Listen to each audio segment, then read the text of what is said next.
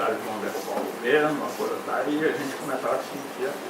Então, eu não tinha mais para onde ir, porque o meu passaporte tinha sido cancelado pela Embaixada do Brasil, e para sair pela fronteira para os países latino-americanos que podiam fazer isso com a carteira de identidade, não adiantava porque era a ditadura em tudo quanto é canto.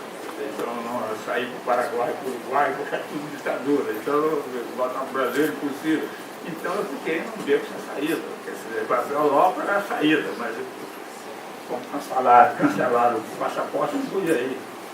Então, eu, diante daquilo, eu decidi escrever a última coisa da minha vida. Não sei o que vai acontecer comigo aqui. Então, eu vou escrever o que falta dizer. Então, foi um assunto que foi escrito assim, a Buda Sutra. Deu um fim da tempo de dizer. Então, o poema, nessas circunstâncias, ele tem um significado, ele tem uma amplitude, tem que, sem essas circunstâncias, não teria. Compreende? Quer dizer, mesmo pelo fato de que eu escrevia como se fosse a última coisa que eu estivesse fazendo na vida, né? Então, por isso mesmo, ele vai todo ao fundo, ao passado, à memória, à infância, e as questões, e as indagações, então, quer dizer, então eu mergulhei no poema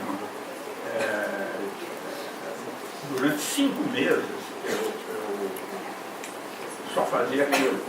Não passou a ser a minha ocupação durante 5 meses, e escrevendo e pensando, e quando eu ia para a rua fazer compra, ia na farmácia, eu ia na coisa, ela estava sempre fazendo o poema, pensando, refletindo e fazendo o poema. Até que quando chegou num determinado momento, esse impulso se esgotou. Eu, de repente, acordei e não tinha mais vontade de escrever, quer dizer, não tinha mais a motivação, acabou. Mas o poema não estava terminado, e, no entanto, ele tinha terminado o que me levou a escrever. Aí eu digo, bom, agora, como terminar? Você não está terminado. Então, aí eu comecei a fazer tentativas que não deram certo, porque eu acho que não tinha nada a ver. Até que um dia eu me lembrei de uma frase que eu tinha lido em Lenin, ele citando Hegel. Diz assim: na expressão, a folha da árvore, estão o universal e o particular. Mas eu quando li isso, eu estava no Chile.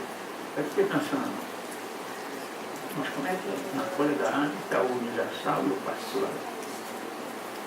Aí essa pergunta voltou a mim em Buenos Aires.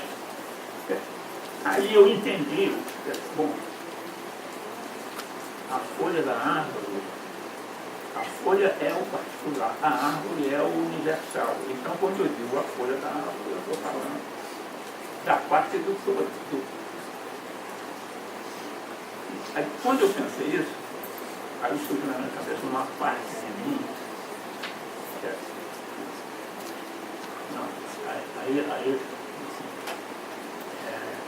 o homem está na cidade quando uma coisa está em outra. E a cidade está no homem que está em outra cidade. Aí eu não estou nos Aires. Então, a cidade está no homem, uma coisa está em outra. Uma folha está na árvore, uma árvore está na folha. Quer dizer, então aí, a última parte do poema, ela aparentemente não tem nada a ver com o resto do poema, mas é ao mesmo tempo a conclusão de tudo que tinha sido dito antes. Entendeu? Então aí concluiu-se o tal poema. E tinha umas 70 páginas. Porque eu nunca tinha escrito uma coisa tão longa. Aí eu disse para algumas pessoas, como disse o Augusto Boal, cara, esse um poema enorme, tem 70 páginas. Mas eu assim, eu preciso mostrar para ele, não, mas ainda não está terminado, eu não tenho cópia, vamos ver, depois tirar 70 páginas, vamos ver, depois a gente vê.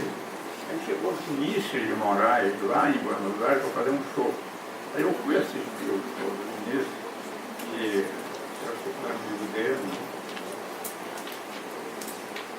Antes de ir ao show, eu falei com o Boal, falei, Boal, vamos convidar o Vinícius para vir aqui, para cantar conosco aqui na tua casa. Ah, convida ele. Então. Aí eu fui e convidei o Vinícius. Óbvio, né? O Boal está convidando para jantar lá na casa dele e tal. Aí ele topou. Quando chegou lá no jantar, o Boal falou, o Goulart escreveu um poema enorme, não quer mostrar para ninguém. Ele falou, que poema é esse? Eu falei, não poema para escrever aí.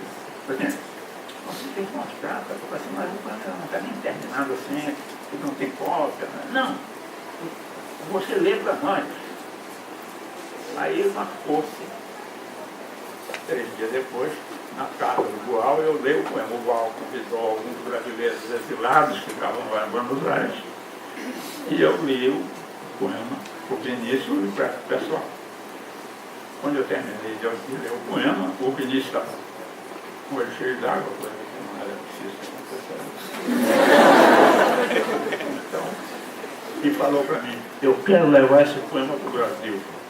Aí eu falei assim, não tenho cópia, não, eu quero levar na sua voz. Tal como você disse aqui.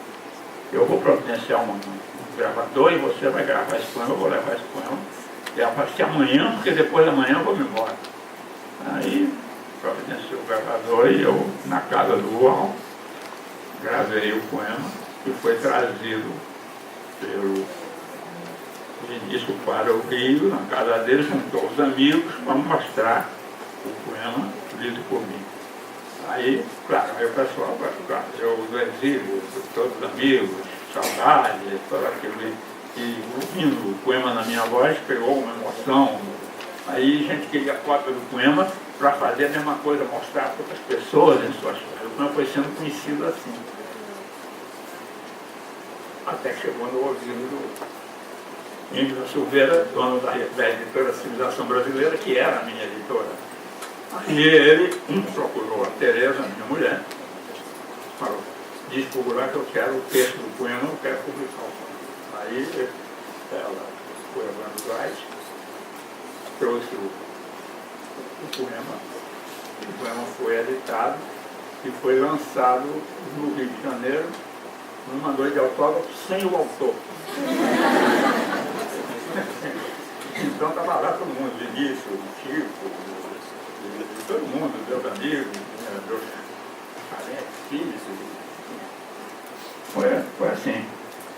De modo que aí o poema virou best-seller, é engraçado, ele virou um best-seller, um dos poucos poemas na história da literatura que virou best-seller, dadas essas circunstâncias todas, quer dizer, e essa história toda de Vinícius, que é o Vinícius que o poema saiu, o Vinícius escreveu um artigo nosso, no jornal, aí, no Jornal do Brasil e tal, quer dizer, então uma badalação lá.